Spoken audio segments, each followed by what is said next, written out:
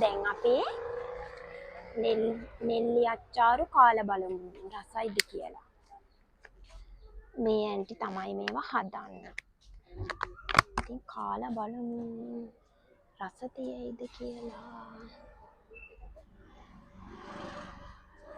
वाव रसाई सुपीरियर है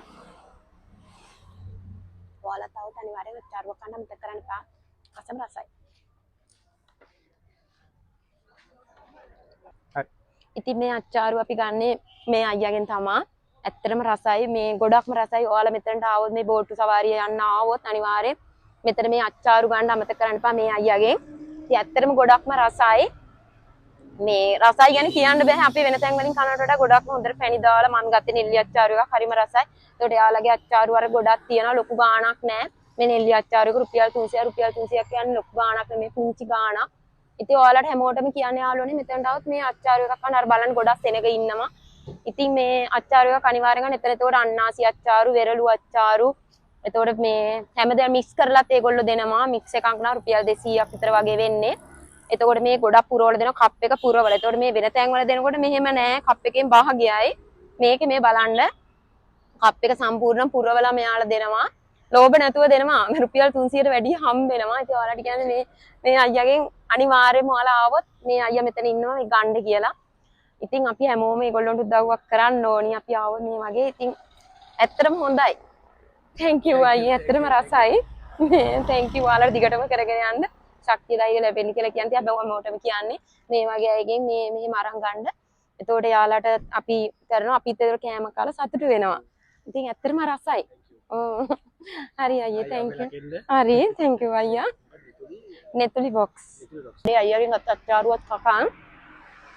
දැන් අපි ගමන ආරම්භ කරන්න යන්න ගෙදර බලන්න. ඉතින් අනේ සොප්පිරි අද නම් මාර වාට ගිහිල්ලා බයික් එක ගන්න පුළුවන්. ඉතින් මේක තමයි අපි ආවේ. අපිට ඉතින් ලොකු වාහන නෑ. මේ තියෙන පුංචි මේකෙන් තමයි අපි දෙන මේ දුරු කතර ගෙවාගෙන ආවේ මෙතනට. අපිට හිතේ සතුටක් තියෙනවා නම් යන්න ඕනිම කියලා හිතනවා නම් අපි මොකේ හරි යනවා.